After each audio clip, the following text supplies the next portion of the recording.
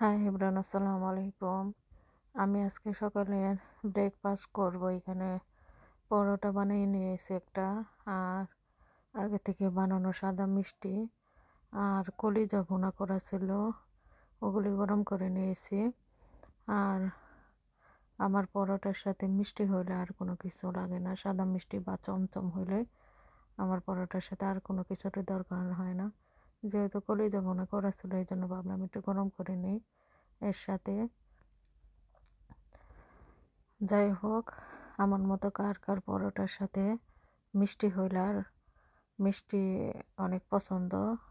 অনেক মানুষই পরোটার সাথে মিষ্টি দিয়ে খেতে পছন্দ করে, আমার তো এটা ফেভারিট। যাই হোক, যারা যারা পছন্দ করেন অবশ্যই কমেন্ট করে জানাবেন।